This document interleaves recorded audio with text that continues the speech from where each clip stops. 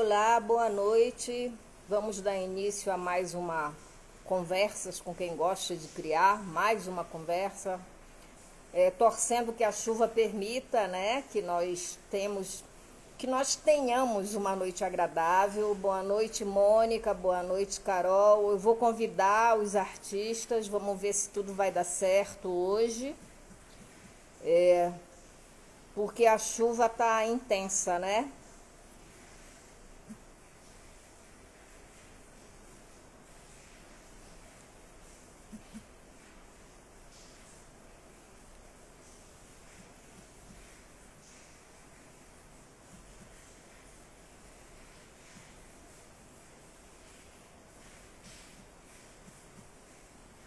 Estou convidando você,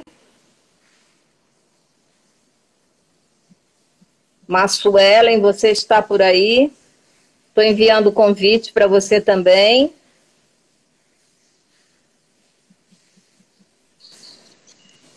Quem está chegando aí? Eu não consigo ver. Boa noite.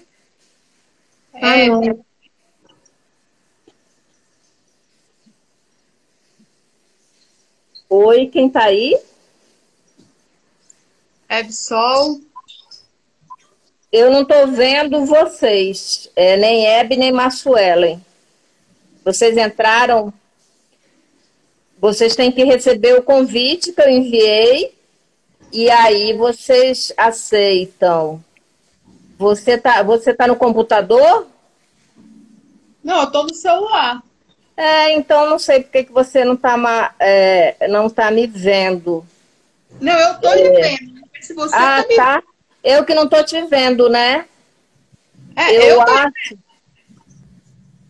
A Massuelen conseguiu entrar. Boa noite. Hebe, você tem que virar o celular ao contrário. Vou convidar o Otônio, ver se ele consegue entrar. Espero que sim. Otônio, enviei o convite. Boa noite para quem está chegando. Está chovendo muito aqui, né? Então, isso atrapalha um pouco. Otônio, é você que entrou? Mas voltou aquele problema de novo. Não volta, não vira para mim. Ele fica só o outro lado do telefone. Só se eu virar o telefone ao contrário. Que absurdo, ridículo. Eu não sei, infelizmente, eu não sei te ajudar, porque eu não sei como funciona, né? Assim, eu realmente... É a mesma coisa. Quando eu ligo... apareceu ela agora. Olha aí, a Hebe apareceu. Hebe, diz para ele o que foi. Na verdade, você vai ter que virar o celular ao contrário mesmo. Você está vendo atrás, aí você não enxerga nada, é assim mesmo. É assim que tá o meu também. Mas que doideira! Falar no telefone, né? Sim. Que absurdo. Não que absurdo. Não aceito isso. Eu realmente não sei. Não sei como funciona. Peço desculpas a vocês. Eu vejo o computador. Aí, para vocês me verem, tem que virar aqui a câmera para mim. Olha que interessante. É isso que eu estava fazendo há pouco também. Lá inverteu dela também. Porque como tá. E não aparece um indicativo aqui na barra para poder fazer escolhas. Não tem alternativas, não é isso? O seu caso também, Hebe? Também. Não consigo ver aonde poderia ser diferente. É porque tem aqui retornar, aí eu vou lá e só dá como alternativa sair e cancelar. Sim. Aí eu vou, não saio nem cancelo. Fiquem aí, por favor. Olha, gente... Vocês desculpem, mas realmente... Hebe, a sua voz está dando eco. Está dando eco? Agora não, agora ficou boa. Vocês me ouvem bem? Bem, sim. Eu te ouço bem. Alguém está dizendo para vocês clicarem na câmera para virar. Eu não sei. Mas não aparece a câmera, não aparece as indicações, não tem nenhum ícone, não aparece nenhum ícone. O único Entendi. ícone que Para tem mim lá em cima aparece. é escrito ao vivo, só aquilo é colorido lá em cima. Embaixo não tem nada, nada, não aparece. E agora ficou a coisa de... Aqui embaixo só tem um texto para escrever, cancela, e uma Isso, interrogação, que eu já vi na interrogação é para fazer pergunta, e o isso. aviãozinho de encaminhar. Só tem esses dois ícones que não dizem absolutamente nada para modificar. Infelizmente, eu acho que é assim. Então, eu vou falar como se fosse o telefone mesmo.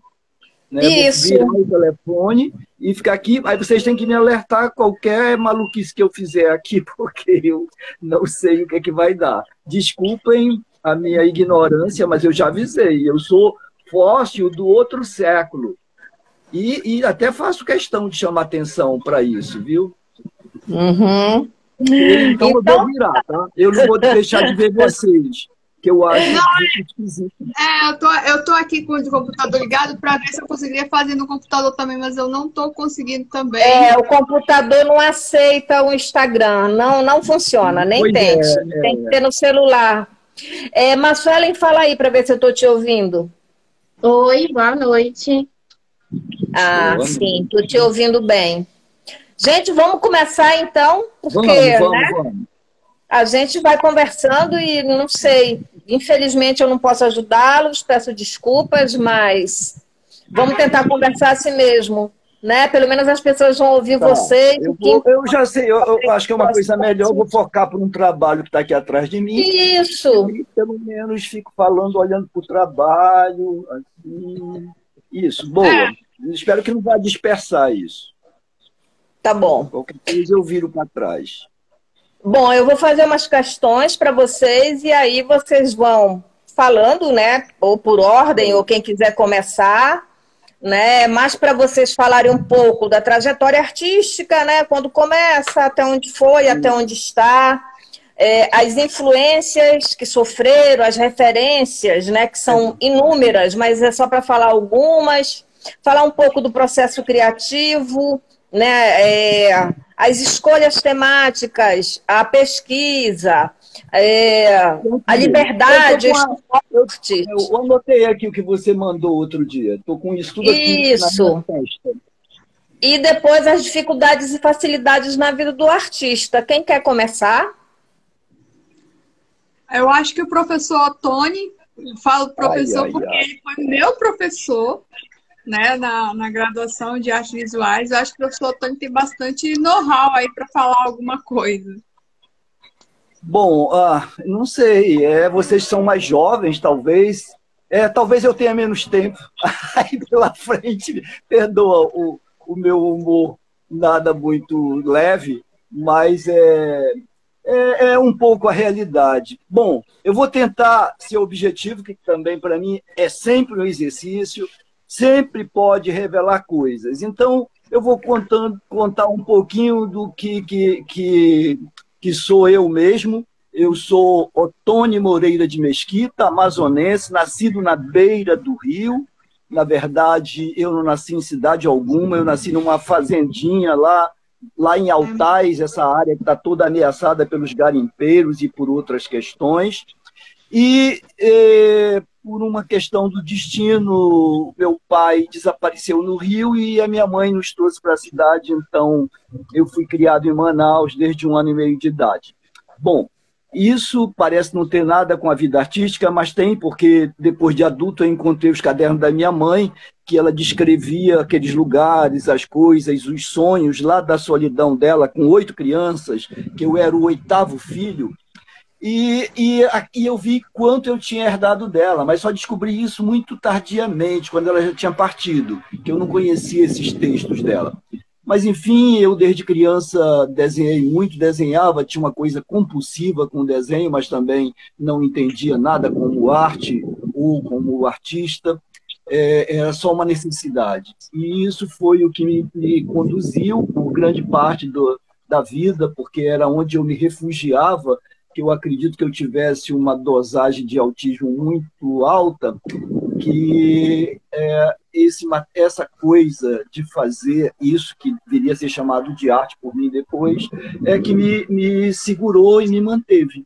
E fui uma criança não muito comum, muito tímido, muito recolhido, que desenhava muito, qualquer papel, mas uma das minhas primeiras inspirações eram os animais no quintal de casa, a galinha, o pinto, a xícara, o balde, o bule. É o repertório de cada momento, e eu lembro que uma das primeiras coisas a me inspirar bastante foi o Festival Folclórico, que era um festival que havia aqui no General Osório, em Manaus, e onde paralisava a cidade no mês de junho, que eram as festas juninas, onde havia quadrilha, tribos, bois, e uma série de outras manifestações culturais folclóricas. E eu desenhava isso, desenhei muito isso, me encantei muito com as figuras das rainhas também, que é algo que me levou muito para a opção do desenho da figura feminina como destaque, ainda que a própria história da arte traga isso com muita frequência.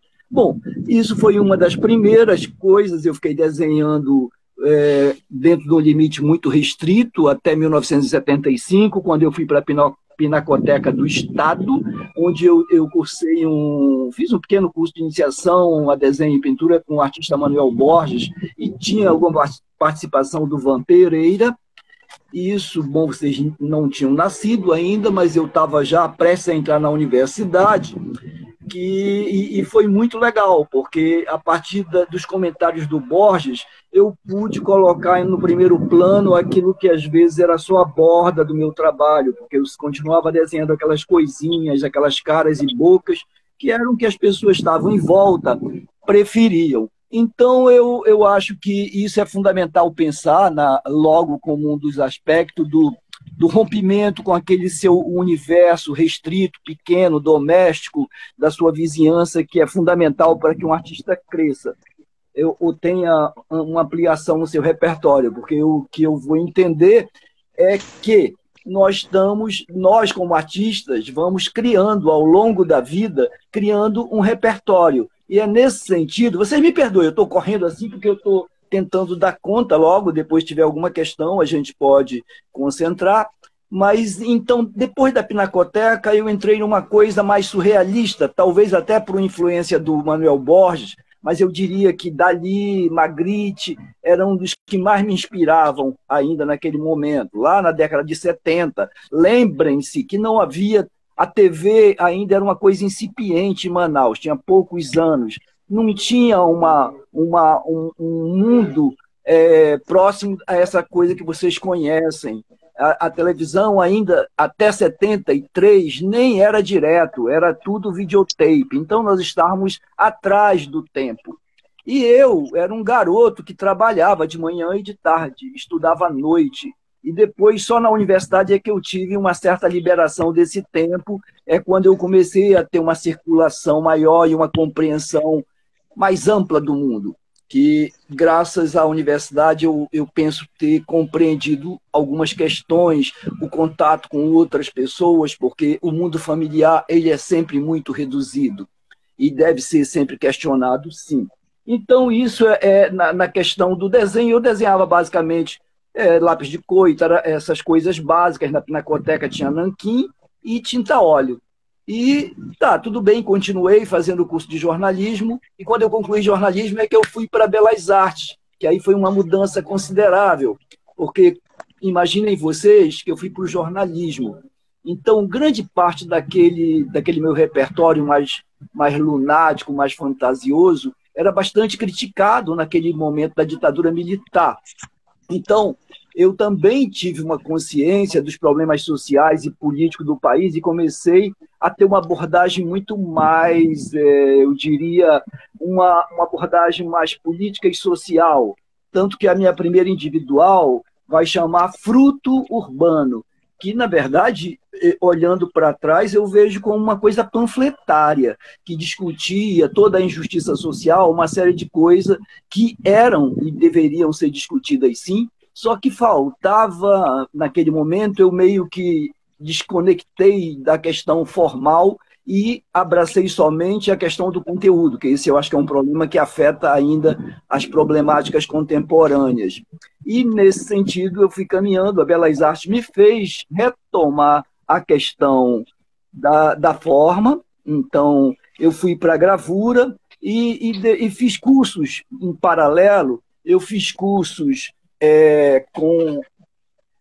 no Museu de Arte Moderna, que complementaram minha formação, e essas coisas foram muito importantes para a minha formação, os contatos, as leituras, e é o que eu costumo dizer. Não é só a questão do ateliê, não é só o domínio técnico, que isso foi muito importante para eu me sentir bem seguro com aquilo que eu queria dizer. Mas, fundamentalmente, também é ter a noção de sociologia. Lógico que ninguém é obrigado a ter esses aspectos todos, mas ler literatura, ver cinema, ouvir música, está vinculado a um grande universo que vai nos construindo. E eu penso que eu fui construído por esses aspectos todos, pelas discussões na universidade, com os amigos. Esses aspectos são todos muito importantes, eu diria. Eu digo e afirmo, posso estar equivocado, mas eu acredito que em muitos momentos eu tive um posicionamento muito alienado, mas era próprio da nossa natureza. Nós tínhamos toda uma sociedade completamente alienada por uma educação, uma forçação da própria ditadura militar que explanava as suas ideias na escola, na igreja, na família, em todos os lugares. Então, trabalhar contra isso não era muito fácil. E eu penso que o meu trabalho também foi permeando essa discussão, que ainda aqui na Belas Artes ainda era ainda ditadura militar, mas aí já havia uma certa liberalidade, já o mundo estava experimentando, o Brasil estava tendo uma certa abertura, o teatro abriu para muitas peças, muitos filmes que ficaram proibidos até por mais de 10 anos, em alguns casos, e a gente voltou a ver algumas coisas. Então, aquilo recriou e também nos deu uma grande abertura em termos de criação, que aí eu já estou falando dos anos 80, que é quando eu vou trabalhar um outro material, com umas coisas mais alternativas, que vai caracterizar o trabalho que talvez algumas pessoas que me conhecem já vão caracterizar, que é aquilo que veio depois da Belas Artes, depois do período que eu voltei para Manaus, e como se eu estivesse decantando todo aquele conhecimento e valorizando uma representação de Amazônia que não era mais só a imagem, mas um outro sentido, era uma coisa conceitual, porque antes eu diria que eu fazia uma questão simbólica da Amazônia. Eu tratava da Amazônia desde muito tempo, desde os anos 70, mas é só nos anos 80 que eu passei a tratá-la de uma outra forma, com objetos, com referências do próprio lugar, com os próprios materiais, e isso fez uma diferença considerável do meu ponto de vista. Então, esse é o Ottoni que depois vai desenvolver algumas coisas, como performance, instalações, vai para o teatro. No teatro eu vou montar um trabalho também, uma instalação, enfim, são muitas coisas. E eu já tomei tempo demais, eu acho que já devo encerrar por aqui, para que vocês deem continuidade, ok? Oi, professor. O Ottoni, como eu falei, foi meu professor. Uma grande referência aqui em Manaus tipo, ele não é só professor de arte, ele é professor de arte, ele é artista. Sua voz está dando eco. Está dando eco? Agora ficou normal, é porque acho que você afastou um pouco. Pode falar, por favor. Pois é, primeiramente, boa noite aos artistas, a galeria, muito obrigada pelo convite. Também gostaria de agradecer ao pessoal que está na live, em especial o pessoal naif, que é o meu estilo. Eu estou vendo eles aqui, a Lu, boa noite. Então, a todos os presentes, eu agradeço a presença, porque está prestigiando artistas amazonenses. Eu sou natural de Manacapuru, é uma cidadezinha do interior daqui do estado do Amazonas. Eu comecei desenhando muito parecido com o professor Ottoni. Eu comecei, Legal. tipo, na época, tinha um papelzinho de rolar pão. Toda vez que você ia comprar pão, vinha no papel. Pão. E aí, eles moravam com a gente e elas tinham canetas. E eu ficava roubando as canetas ou os lápis delas e pegava aqueles papéis de rolar pó e ficava desenhando. Eu desenhava. Você tem microfone? Você tem fone de ouvido? Porque tá no eco aqui. Porque isso eu acho que vai acabar o eco. Vamos ver se dá certo? Tá com muito eco. Só um minutinho aqui. Já Tá. retiro o áudio daqui. É aqui. Eu acho que é a sugestão de uma das pessoas que está assistindo, né, a artista Carol, ela está dizendo que com o microfone com fone de ouvido, o eco passa. Vamos ver? É porque eu não uso, né, o fone de ouvido, então também não posso nem te ajudar. Ainda tá com eco? Não, parou. Provavelmente pode ser porque tinha duas pessoas no mesmo lugar assistindo a live. Aí fica com eco. Ah, é? Caiu. Obrigada, Massuela. Eu sou completamente ignorante. Mas vocês estão me visualizando bem? Sim, Estamos. sim. A gente está te ótimo. visualizando bem. Pode Tá. continuar. Então, como eu falei, eu sou natural de Manacapuru, uma cidadezinha do interior do estado do Amazonas. Eu venho de uma família de origem humilde. Eu sou cabocla. E na época de infância, era muito comum todo dia comprar pão e vinha o pão enrolado em papel. E esses foram os meus primeiros assim, instrumentos de desenho. Eu pegava esses papéis de pão e ficava desenhando neles. E assim, à medida que eu fui crescendo, o desenho foi me acompanhando. Foi quase uma coisa orgânica. Era uma necessidade desenhar. Era onde eu contava minhas histórias. Eu desenhava não muito por imitação, eu desenhava mais o que vinha na minha cabeça, mais a criação, mais as questões que, por exemplo, criar uma historinha. Então, quando eu tinha lá pelos 12, 13 anos, eu já comecei a ganhar dinheiro com desenho.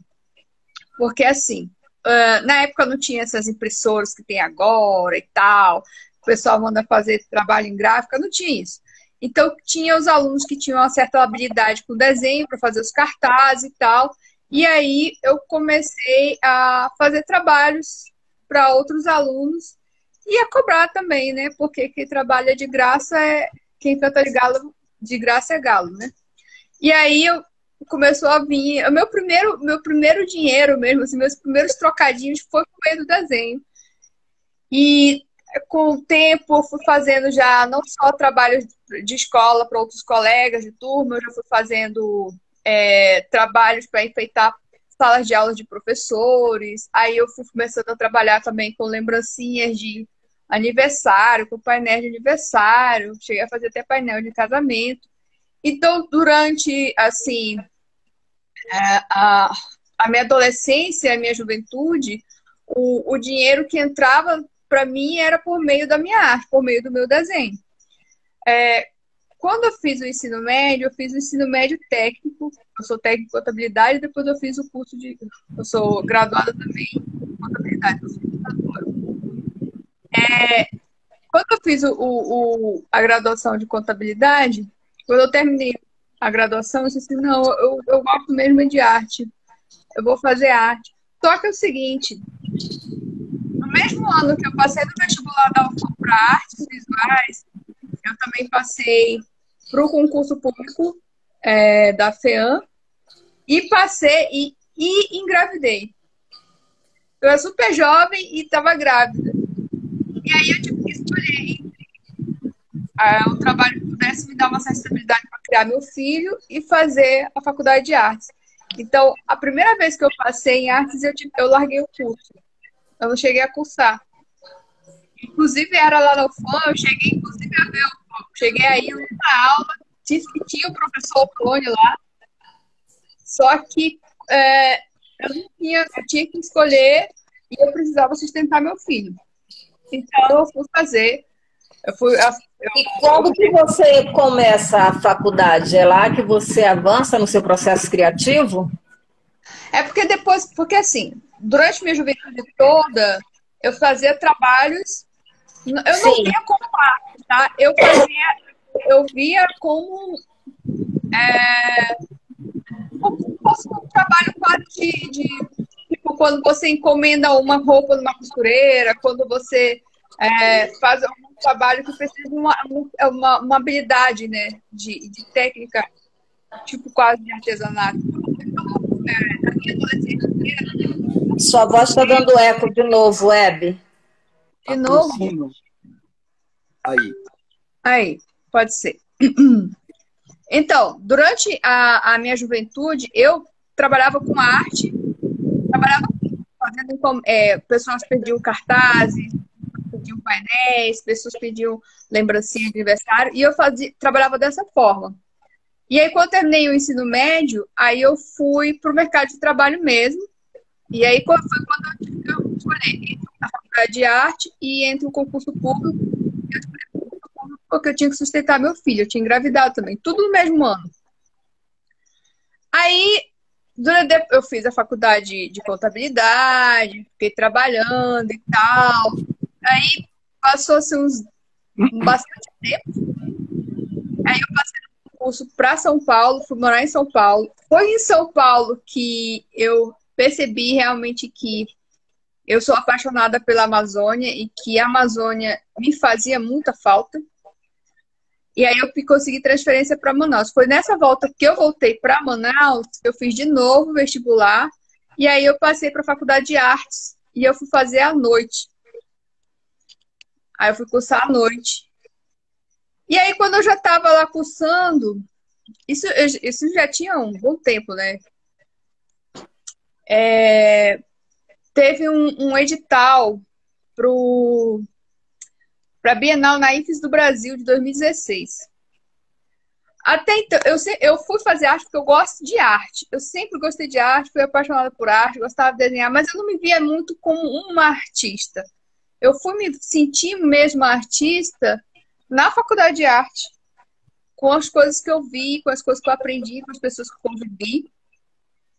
E essa Bienal na IFES do Brasil, foi nessa Bienal que eu me descobri como artista na IFES. Eu tinha um edital, né? Um edital de seleção, você enviava as obras e eles escolhiam não pelo nome do artista, mas pelas obras.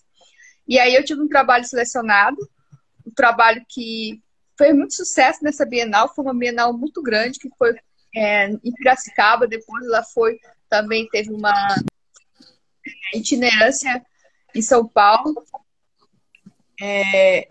E aí nessa Bienal foi que realmente me senti assim, uma artista. Tinha passado um processo de seleção com outros artistas de todo o Brasil. Eu fiquei encantada pela arte na IFE. Eu me descobri na IFE, porque eu sempre fui na IFE, eu só não sabia. Eu não sabia. Eu não tinha contatos com outros artistas na IFE aqui no Amazonas. Eu não tinha essa... Me diga uma coisa, me fala um pouco das tuas temáticas.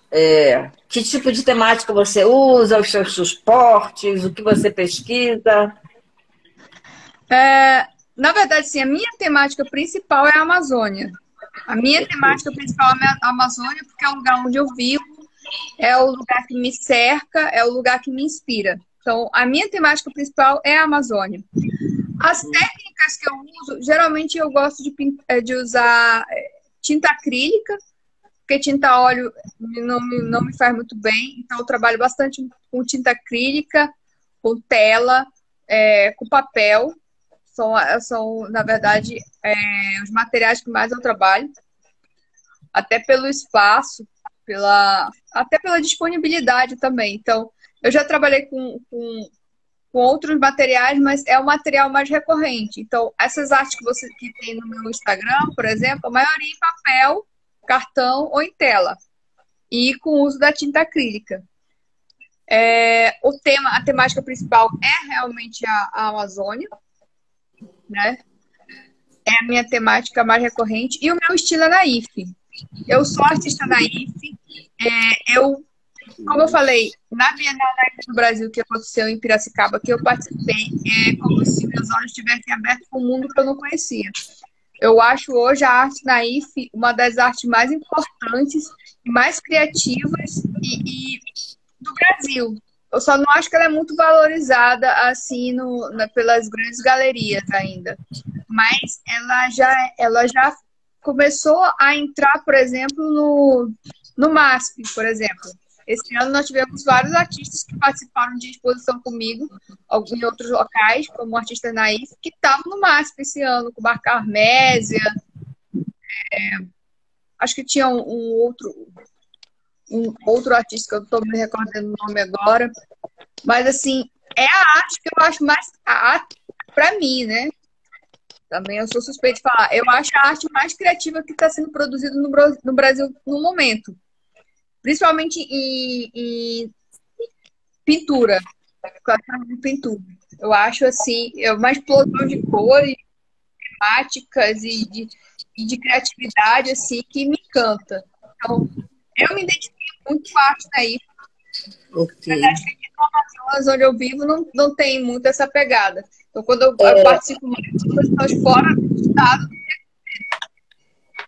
Sua voz está falhando de novo. Me diga uma coisa. Porque, assim, a arte é uma coisa muito ampla, né? Ela não é só naif, ela é muito mais que isso. Isso é uma perspectiva, é um olhar, enfim, é uma forma, é um modo... Isso, é um modo de ver e é uma discussão muito longa que, infelizmente, nós não vamos ter tempo de fazer aqui. Mas, assim... Essa ideia de naif já vem mudando, acho que cada dia mais ela tem sido, né, uma arte mais aceita. Eu vejo muitas exposições, além dessa Bienal que você falou, né, tem muita exposição, mas assim, claro que ainda é reduzido, né, você esperava mais. Então, pensando dessa maneira, quais são as dificuldades e as facilidades que você vê na vida de uma artista naif, como você se vê? Eu acho que dificuldades, eu acho que principalmente no mercado, na parte comercial ainda, acho que a parte comercial ainda, a gente ainda não tem tantas galerias assim comercializando trabalhos de artistas naif. Nós já temos galerias brasileiras trabalhando com arte naif, algumas exclusivas com arte naif, mas em comparação, por exemplo, com a arte contemporânea, ainda é menor o número, é bem menor o número. Então, essa parte, porque assim, o artista, na verdade, ele produz arte, geralmente o artista que produz arte, ele ama a arte, mas ele não paga suas contas só com amor, né? Então, ele precisa vender o trabalho. Então, eu acho que a parte mais difícil da arte naif é a comercialização. Porque aqui no Norte, por exemplo, eu acho que não tem nenhuma galeria que trabalhe com a venda de arte. Eu não me recordo. A gente já vai ter no Sudeste, no Nordeste, no Rio de Janeiro, a gente tem a Galeria do André Cunha, a gente vai ter em São Paulo, a gente vai ter em Minas, vai ter no Nordeste, mas aqui no Norte, por exemplo, eu não conheço. Eu não conheço. Ela entra com muitos trabalhos. A facilidade, eu acho que a maior facilidade, por exemplo, desse estilo naif é a liberdade do estilo. A arte naif, ela não tem um padrão.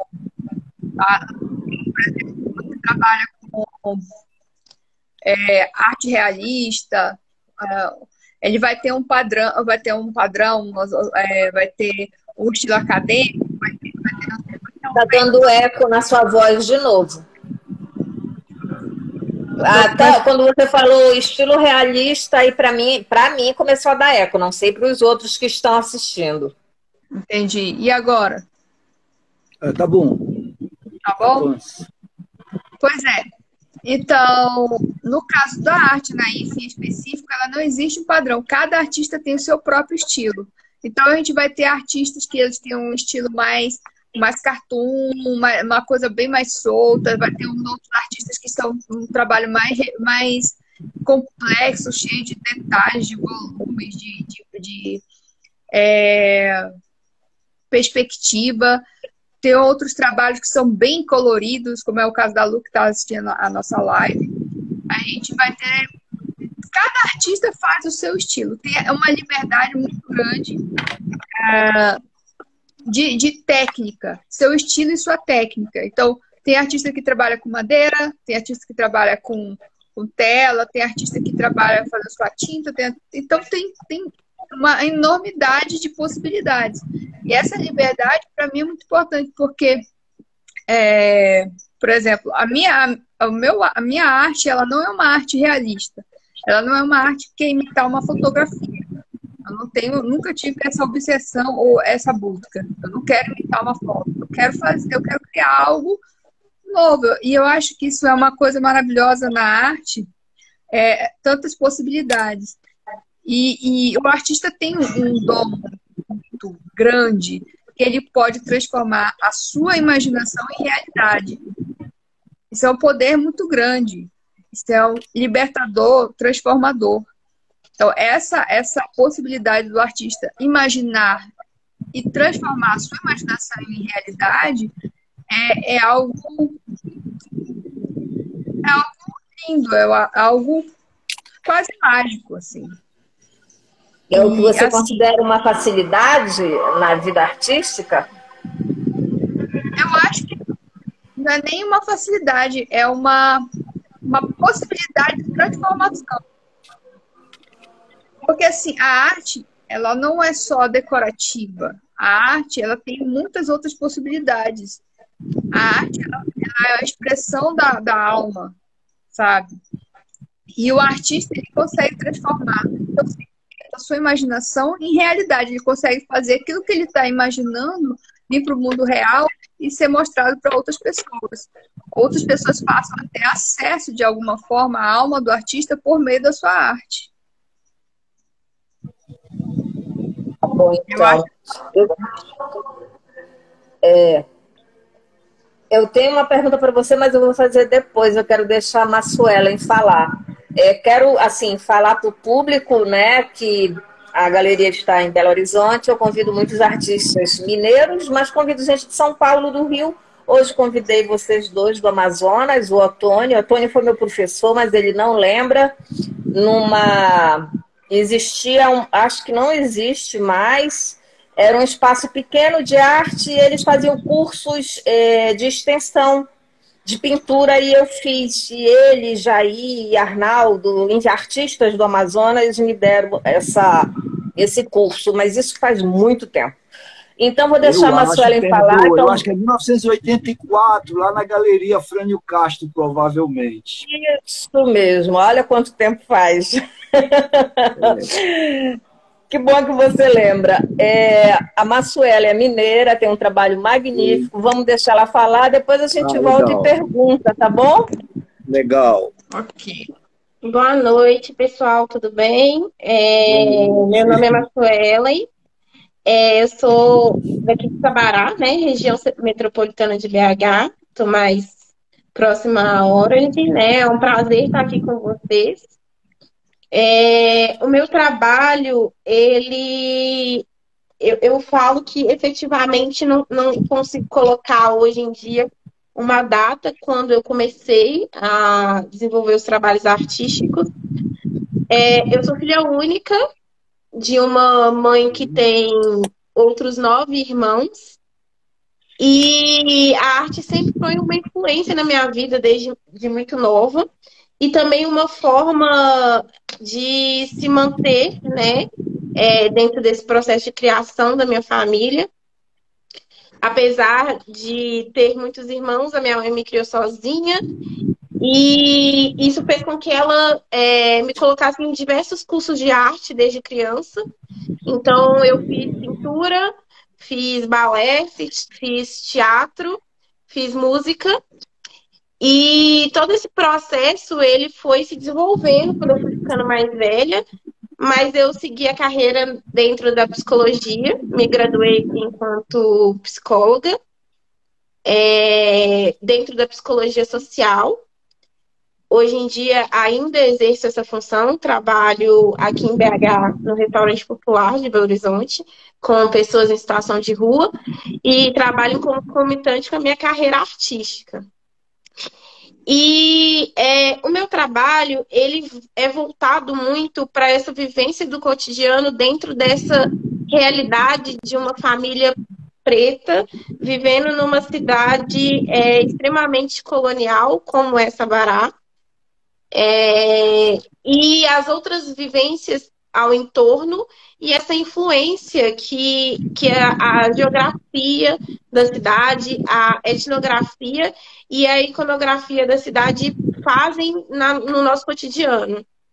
O que eu quero dizer Sabará é uma cidade, para quem não conhece, que é banhado pelo Rio das Velhas, que é um afluente do Rio São Francisco. E a partir disso, a cidade ela se constrói pelo margear do rio, dentro de uma ideia colonial de ocupação pelos bandeirantes. E toda essa ideia de ocupação da cidade e de vivência dentro dela ainda permeia toda essa história que é muito mal contada, por assim dizer. Então, a partir dessa observação, dessa realidade da cidade, eu fui criando uma série de trabalhos para contar a história não hegemônica dessa cidade, né? A história principalmente dessa população negra que vive à beira do Rio das Velhas.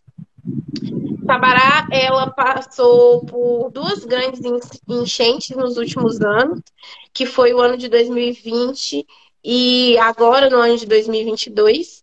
E essas 2 enchentes, elas nessa época eu já cursava artes visuais, né? Eu sou tecnóloga em artes visuais. E essas 2 enchentes atravessaram a minha pesquisa de forma muito forte, porque durante esse período de enchente eu participei de um conjunto de pessoas que foi ajudar a retirar as coisas das casas das famílias que perderam tudo devido à enchente. E durante esse percurso, várias coisas me atravessaram e uma delas era observar a construção arquitetônica das casas dessas famílias. E a semelhança da construção arquitetônica das casas dessas famílias que vivem à beira do rio. Mas ela só gosta dando eco. A semelhança da casa dessa família que vivem à beira do rio com a minha casa, além de alguns simbolismos, principalmente simbolismos religiosos, me fez perceber toda essa relação etnográfica que essas famílias têm em comum e a sustentação dessa ideia da fé ser algo que sustenta essa família.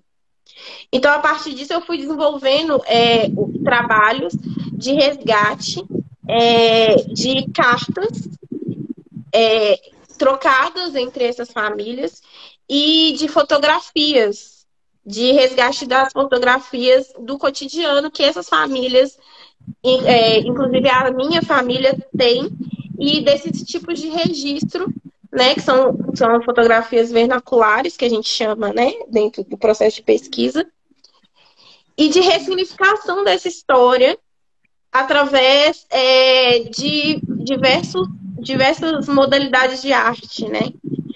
Então, a partir disso, eu trabalhei com audiovisual, documentando a história dessas famílias. Então, eu tenho uma série de documentários que tem o mesmo nome da minha exposição, que acabou nessa segunda-feira, que se chama As Margens do Velha. E aí, eu fiz uma série de 3 documentários com esse relato da minha avó sobre a construção da casa dela, né, desse processo de construir a casa dela próximo ao rio, do rio ter sido a fonte de material para construir essa casa dela. Um relato em relação a uma outra família preta da cidade, mas que vive uma realidade financeira totalmente distópica da nossa. E um relato de duas irmãs que também vivem em uma área aquilombada da cidade, mas que é muito próxima ao rio, e nesse processo de não desistir de estar nesse lugar. E aí, a partir disso, foram criadas instalações, foram criadas, a partir dessas fotografias de resgate dessas memórias da minha família, foram criadas também pinturas, que é um projeto de pintura que eu tenho que se chama Biomi, né, que é o retrato, a reconfiguração desses retratos de família em pintura, partindo da ideia de um conto, né, dos Abaiomis, que é o conto da história de que durante os navios negreiros as famílias cortavam parte das suas roupas para fazer bonecos de pano para as crianças se acalmarem durante o processo, que é uma história romantizada, que é perpetuada como história para as crianças. Então, eu criei uma série de desenhos e pinturas a partir disso. E venho desenvolvendo esse trabalho, que tem uma grande influência de Conceição Evaristo, tem influência de Grada Quilomba, de Rosana Paulino. Tenho desenvolvido algumas outras instalações que ainda estão em processo, que também tem uma influência muito grande do trabalho do mestre Didi. E eu venho construindo essas narrativas enquanto forma de ressignificar essas vidas e visualizar, né? Trazer visualidade para essas pessoas. A partir da ideia de que a história não é construída só pelo que está nos livros, né? Mas sim por quem fez com que ela acontecesse e que as coisas estivessem aí como elas estão hoje. E é um desafio, e eu dentro do meu processo artístico, acredito que esse é um dos desafios mais difíceis, de que essa forma de expressão artística seja vista também como uma forma mercadológica, apesar de criticar esse mercado, mas ele também é o nosso processo de vivência, de sobrevivência, de alguma forma, né?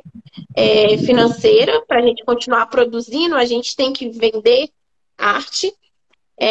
Então, também a nossa forma de criar arte, seja ela na diversidade que for, é uma expressão válida, então a gente também tem que ter esse processo de legitimação, e acredito que isso é um desafio muito grande. E a minha, eu não digo facilidade, mas a grande motivação que me faz continuar criando e continuar fazendo o que eu faço e como faço é a experiência de ver o quanto isso pode afetar as pessoas. Por exemplo, na abertura da minha exposição, foi a primeira vez na vida que a minha família pisou dentro de um espaço de galeria, de um museu. Foi a primeira vez na vida deles que eles se viram dentro de uma galeria, a imagem deles dentro de uma galeria. Então, oportunizar isso para eles foi uma grande conquista para mim. E eu acredito que isso é algo que me faz continuar dentro desse processo de criação. E que eu não caracterizo como uma facilidade, ainda é uma dificuldade. Mas em si algo que facilita para mim o meu processo artístico. Massuelen, vou começar por você. Eu fui na sua exposição, fiquei encantada, né? Eu queria que você falasse um pouco, por exemplo, quando eu entrei na sua exposição, me senti entrando em um terreiro, né? E fiquei muito comovida. A música, as imagens, você harmonizou a coisa de uma forma, né, que qualquer espectador ia se sentir entrando num espaço conhecido, ou mesmo que fosse desconhecido, né, ele ia sentir a energia que você deixou ali. E você falou que tem uma formação, né, que música e teatro, eu fiquei pensando, acho que essas influências chegaram ali, com a fotografia, quando você costura histórias, né, e pessoas, é muito bonito, o seu trabalho é muito bonito. Então, fala um pouco dessa coisa aí de harmonizar a música com terreiro, por favor. Sim, a minha família é uma família umbandista, nós somos uma família umbandista, e isso sempre foi um estigma muito grande dentro desse processo de viver dentro dessa cidade e não ser católico, mas era algo que durante muito tempo na minha vida eu tive que esconder, né? Mas algo, não enquanto vergonha, mas por medo, né, do racismo que já era latente, né, da minha família e do processo de conviver em sua maioria, com pessoas brancas. E aí, dentro desse processo, o único lugar onde a gente poderia ser quem a gente era no terreiro. E esse sempre foi o meu lugar seguro. Dentro desse processo de entender essas arquiteturas que perpassam a cidade, eu parto do princípio da minha casa. A minha casa, ela é um grande quilombo.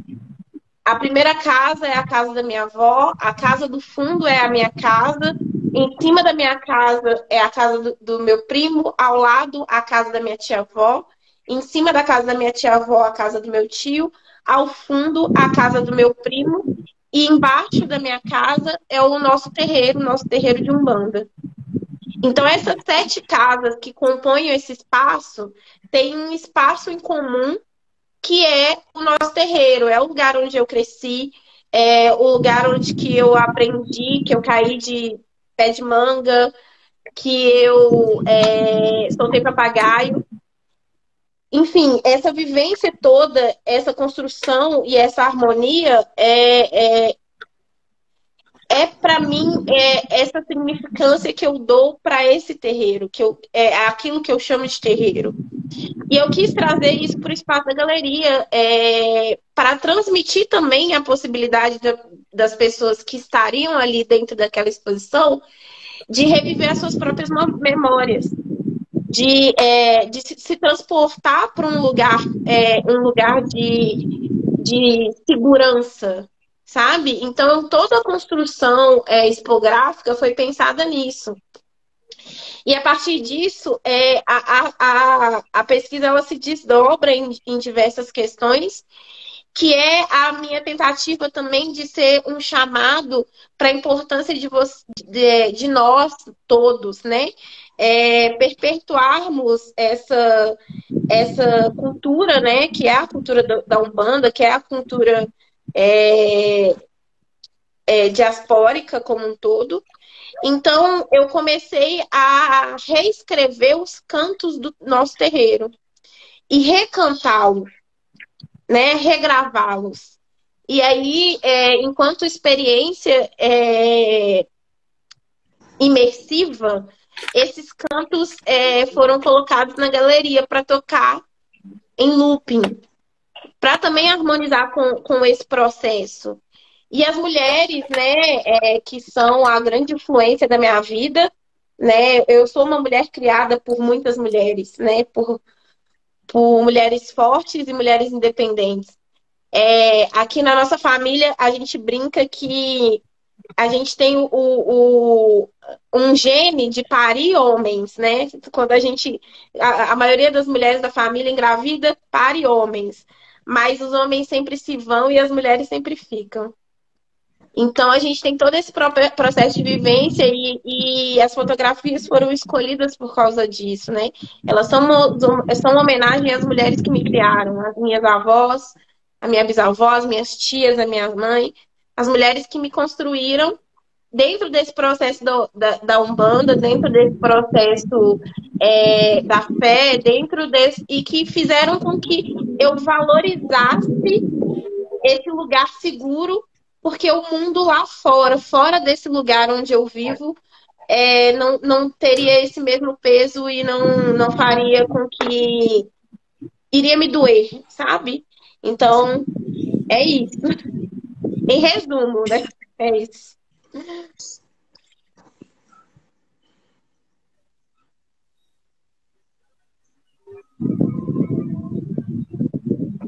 Você está me ouvindo?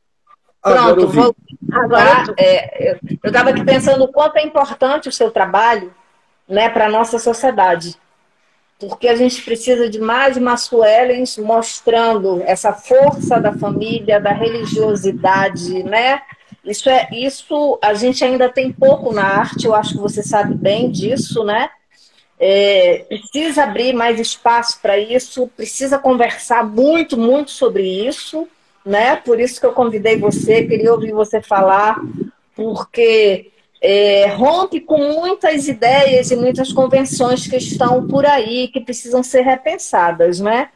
Então, assim, muito bacana, eu adorei, é um trabalho... E o que é mais interessante no seu trabalho é que, naquele momento ali, né, que você produz, é de uma simplicidade, mas trouxe uma complexidade para o público importantíssima, Massuelen. Parabéns, né, de você mostrar para as pessoas o quanto é importante, o quanto a religião pode entrar na arte com muita força, com muita beleza, com muita plasticidade, e isso não é comum. Então, assim, parabéns mesmo, né? Obrigada por ter aceitado também o convite, porque eu falei, preciso ouvir ela falar. Então, isso é muito bacana. Só um minuto. A mostra já acabou, mas a gente tem um site para quem não pôde ir e quiser ainda ver. Eu vou postar o site que dá para ver as fotografias da mostra e parte das obras, tá? Otônio, você queria falar? É uma sugestão que eu penso que é algo que me incomoda muito, nós falarmos de algo que é invisível, são ideias, mas se é sobre arte, a princípio é imagem. Então, é fundamental, que essa era a minha preocupação, inclusive de articular esse sistema, que eu achava que teria que ter, as pessoas terem noção, olhar o que é o trabalho da pessoa, ou um pequeno vídeo, ou imagens sequenciadas, para que a gente saiba do que está falando, porque isso, para mim, é fundamental. Não, fica muito difícil, quer dizer, nós não conhecemos o trabalho um do outro. Eu conheço muito pouco do trabalho da Hebe, ela conhece um pouco do meu, e eu não conheço, certamente, o trabalho da nossa amiga que, como você estava comentando, descreve, mas a descrição é algo que cada um faz na sua cabeça, cada um recria a possibilidade, como qualquer um artista, todo artista tem a sua maneira de recriar em qualquer gênero, basicamente. Então, eu só te deixaria essa sugestão para que a gente não fique comendo banha, que é uma das expressões regionais aqui, quando é aquilo que a gente está por fora, para que a gente visse um pouquinho, lógico que é só uma vaga impressão do trabalho do outro, mas é fundamental, é muito importante para que se tenha. De repente, eu falei uma longa trajetória de corridas, de coisa para lá e para cá. É nada. Do meu ponto de vista, eu ouvindo essas palavras, são palavras vazias. As pessoas não têm ideia do que se trata, entende? Então, são palavras. E eu acredito, se o programa é para discutir a imagem, sobre a obra de arte, então nós precisamos valorizar a questão da imagem. É como um livro que se produz sobre imagem do índio no Brasil, e quase não tem imagem do índio no Brasil, então fica inegociável, entende? E eu penso que tudo bem, eu participo com prazer e com toda a dificuldade do mundo, que para mim isso é algo insuportável mesmo, e eu acredito que deveria ter um sistema onde você vai comentando suavemente, mostrando coisas que a gente possa ter acesso. Agora, lidar com uma ferramenta que você não domina, aí já começa o meu estresse. E aí já fica difícil um diálogo, porque Eu já alertei e alerto sempre. Eu sou da época ainda do papel na mão e o lápis. Então, isso aqui, para mim, é uma coisa que não faz parte do meu universo. Eu tento, mas é algo que passa batido, como as palavras que se perdem. Então, você falando, eu te ouvindo e pensando, por conta de você, primeira coisa, o Instagram não permite isso que você está sugerindo. O Instagram permite só que nós tenhamos uma conversa, né? Não dá para colocar um vídeo na sala, não dá para colocar uma imagem, a não ser que você deixe atrás de você. Então, ele não permite isso. É uma plataforma mesmo para um bate-papo, para uma live. A outra coisa que eu ia falar para você, por você estar afastado, né, do mundo virtual, que você não gosta, é um direito seu, é que você não consegue, por exemplo, o que acontece com a rede que os artistas vão formando. A Massuelen, ela vai procurar o Ottoni na página dele do Instagram e ver a produção dele lá. Geralmente é isso que os artistas fazem, ou no site, ou no Facebook. A Hebe vai procurar a Massuelen no Instagram dela e vai ver que lá tem uma produção dela, para conhecer um pouquinho do trabalho dela, né? Mas até estou nessas pautas aí, no Facebook, no Instagram, mas não na produção lá, exatamente. É só para você ter uma noção de quem é quem, né? Se conhecer um pouco, passar a se seguir e aí começar a acompanhar o artista. Porque para a gente fazer isso que você está propondo é só presencial, eu penso. Que aí a gente consegue, né, fazer uma roda de conversa. Não, porque, lógico, é outro sistema, como o Meet, Tarará, essas outras, quando eu já ministrei aula, coisa assim, onde é possível você ir postando coisas, não era as imagens. Pois é, as imagens. Exato. E você está comentando, que eu acho que é uma... eu fico muito aflito, porque eu estou falando de algo que bom, as pessoas não têm ideia do que eu estou falando. Né? Então, e mesmo com que eu possa descrever com muito detalhe, que eu possa enganar bastante, que eu acho que eu tenho esse recurso, mas isso não é muito correto. Mas assim, é mesmo para a gente tentar fazer essa troca. E se você tem trabalhos no seu Instagram, as meninas, a Hebe já conhece você, mas a Massuelen depois olha lá. A ideia é um pouco essa troca, sabe?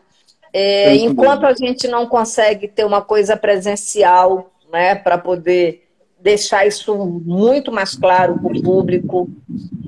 Depois, se você puder, entre na página da Massuelen e ela vai deixar aqui, né, o site. E vocês me perdoem que reclamaram que eu sacudia muito o telefone, é que eu fiquei o tempo inteiro tentando fazer funcionar esse negócio, que eu não desisto não me entrego não, eu sou corístico.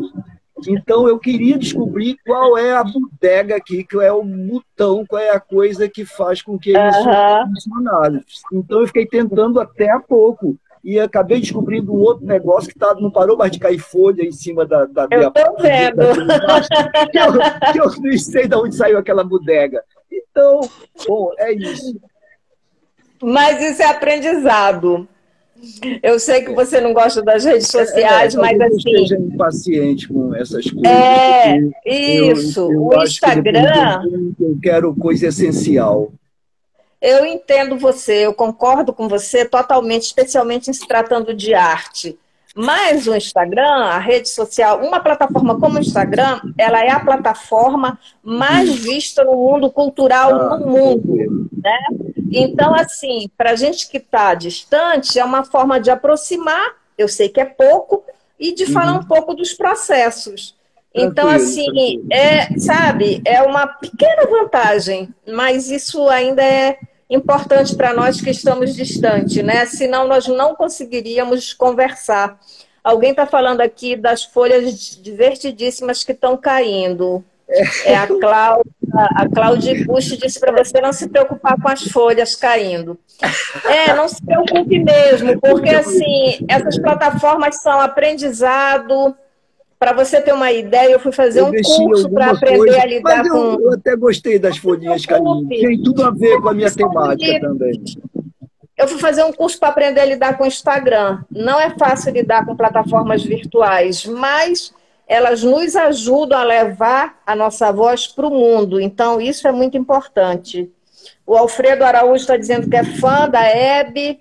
Então, assim, eu entendo o seu posicionamento, Otone, mas no momento foi o que nós conseguimos. Ouvir Não, vocês... eu te agradeço, desculpa que nós começamos atropelados, que não conseguíamos nos ver, mas eu acho que não obedecemos aos trâmites iniciais de um encontro, basicamente, porque exatamente era o processo da tentativa de manter a primeira comunicação. Mas isso, para mim, eu acho que também fica claro, dentro das minhas limitações. Eu sou de outra época, valorizo outros aspectos e tenho que me esforçar, talvez, para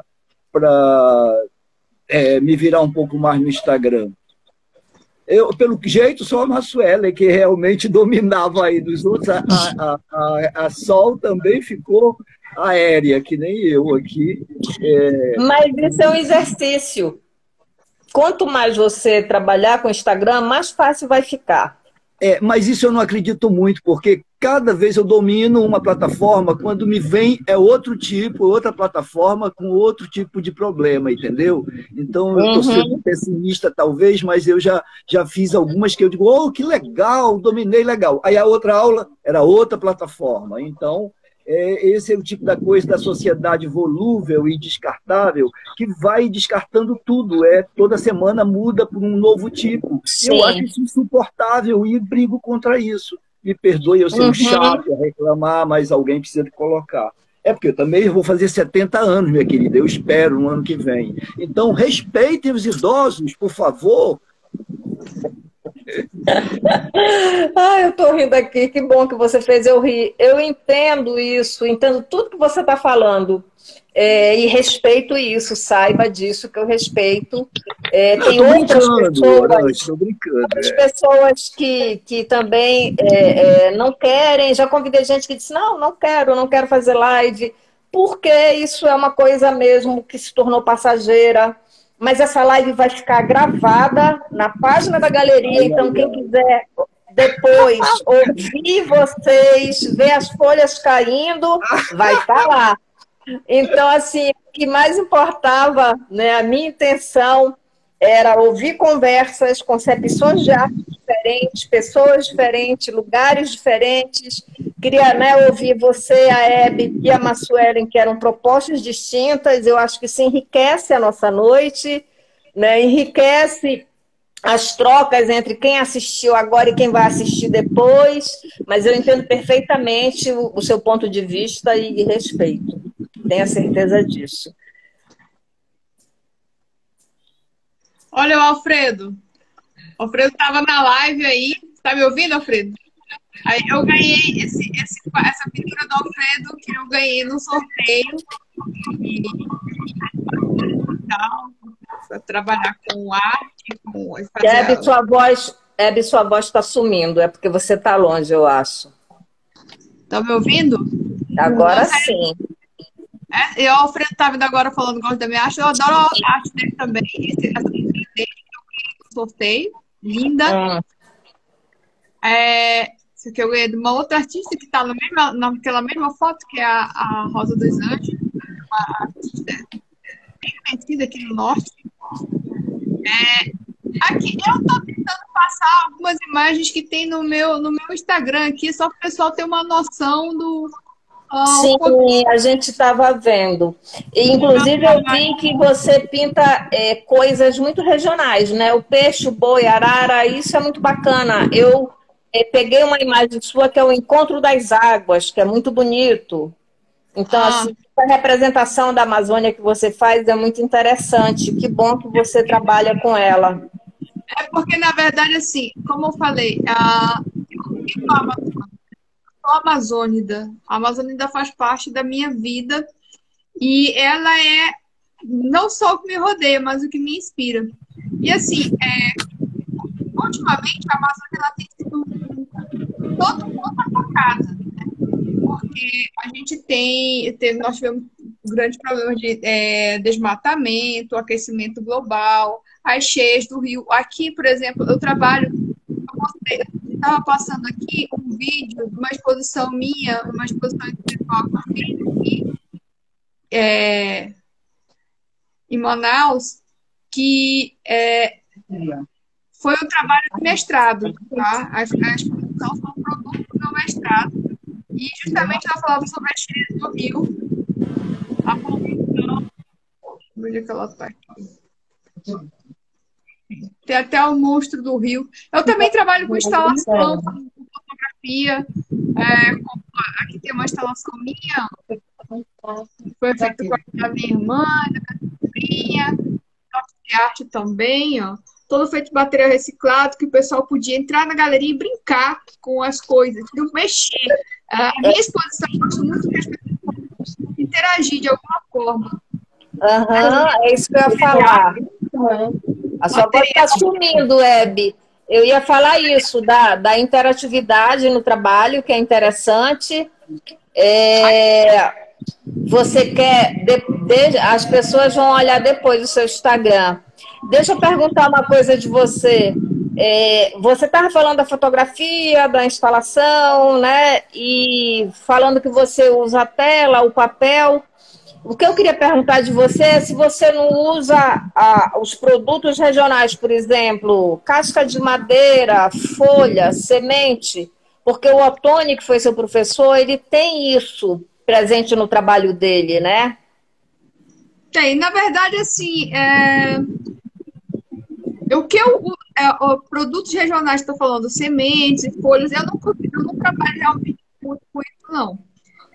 Até por exemplo, eu moro em apartamento, então o meu espaço para trabalhar com arte é pequeno, entendeu? Eu não tenho um ateliê, né? Eu não tenho um local para colocar minhas obras. As minhas paredes já não cabe mais tela. Sim. E aí, por praticidade, por exemplo, trabalhar com papel para mim é mais fácil de armazenar, guardar e preservar. A tela eu consigo colocar uma encaixadinha na outra. Então, a questão do material também tem a questão de onde eu vou trabalhar ele. Por exemplo, eu comprei essa canoa aqui, eu mandei fazer essa canoa para exposição. As pessoas podiam entrar nessa canoa e tirar fotografia. Essa aqui foi a primeira parte da galeria. Só que depois eu tive uma dificuldade terrível para guardar essa canoa. Essa canoa hoje ainda está no IPA. Ainda está lá, porque eu não tenho espaço aqui para colocar, sabe? Então, a questão de materiais, por exemplo, ele já tem mais espaço. Ele já tem um know-how, né? Tem muitos anos trabalhando. Tem um local para mim. Eu não tenho. Aí, isso é mais pela questão da praticidade mesmo. Sim, entendi. Ottoni, você está aí ainda? Eu quero fazer uma pergunta para os três. Okay. Como você é a pessoa, né, que tem uma larga experiência, vai começar por você, eu quero que você me diga o que é ser artista. Eu quero que o público depois assista e ouça o seu depoimento. Isso é complexo demais para mim. Ser artista é ser a pessoa que você é. Eu penso que eu nunca tive essa... Eu acho que foi uma coisa positiva na minha vida. Eu me vi como criador antes de saber o que era artista. Então, eu acho que é muito perigoso, muito arriscado para muitas pessoas que sabem primeiro o que é ser artista e depois querem ser artista. Porque, na verdade, eu fui conduzido. É pretensioso, eu sei, é pretensioso o que eu estou dizendo, porque eu me vi desde criança dentro dessa panela. E é algo que eu não posso escolher, hoje ou amanhã eu vou ser artista, amanhã não, eu vou viajar, não vou ser artista, eu vou para a sala de aula, eu vou para a rua, não vou ser artista. O artista, ele é artista o tempo todo. É a personalidade da pessoa. E eu me perdoe a pretensão, mas eu sinto que ser artista é um complemento da alma das pessoas. Muitas não descobriram, outras se descobrem, outras querem muito. E, basicamente, eu penso que cada uma descobre uma maneira de se expressar. é a maneira de cada um. Essa é a maneira artística de dizer as coisas, talvez, nem sempre tão estéticas, às vezes excessivamente estética ou excessivamente planejada. Somos cada um de nós, em qualquer área. É aqueles que fazem aquilo com comprometimento e com amor. Ok? Muito obrigada. Profundo, mas a ideia é uma provocação mesmo. Quem vai ser o próximo? O que é ser artista, Massuelen? Eu concordo totalmente com o Tony nas palavras dele. Eu acho que antes mesmo de ser artista, né, e se denominar dessa forma, a gente é arte, né, no que a gente faz de várias formas possíveis. E tem todas as vivências que perpassam pela gente que faz com que a gente assuma esse papel, né, de ser artista, né? E desvencilhar isso para mim também é impossível. A gente trabalha muito com a ideia de arte e vida, né? Vida e arte sendo uma coisa só. E não tem como se desvincular uma coisa da outra, porque a partir do momento que você se entrelaça com a arte, isso muda totalmente seu modo de visualizar o mundo e de se colocar nele. Beleza. Ok. E você, Hebe? Eu acho que definir arte e artista é uma das coisas mais complicadas que tem, sabia? É como definir o amor. Assim, existe uma complexidade tão grande nessas definições. Eu me sinto artista porque a arte faz vida desde sempre. A sua voz está sumindo, Hebe. Hebe, você está aí? Tô aqui, tá me ouvindo? Sua voz sumiu. Mas minha voz sumiu? Alguém mais não está me ouvindo? Antônio, você está ouvindo a Hebe? Ela parou de falar, ela Tá, começou... a gente não está te ouvindo. Massuelen, você está ouvindo a Hebe? Não mais. A gente não está te ouvindo, Hebe.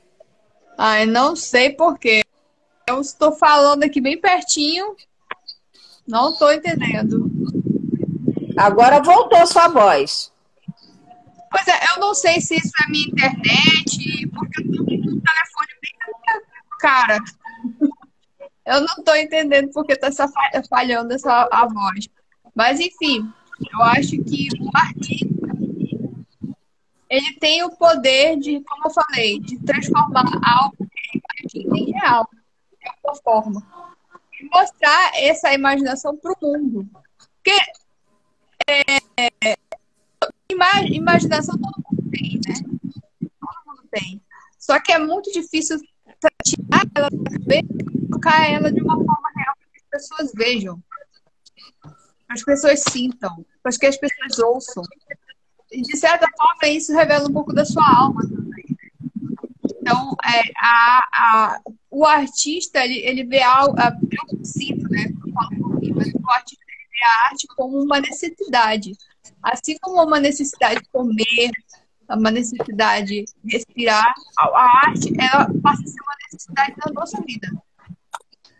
Mesmo que você não esteja produzindo, você acaba sendo inteiro. Você pensa em arte inteiro. Sumiu sua voz de novo. É porque está tendo uma oscilação, eu acho que pode ser na internet. A imagem está no tempo, sua voz está no outro. E aí a gente... Agora voltou sua voz. Voltou? Uhum. Bom, então para deixar mais Estava breve... falando da imaginação. Isso. Então, eu acho que a arte ela faz parte da vida do artista como uma necessidade.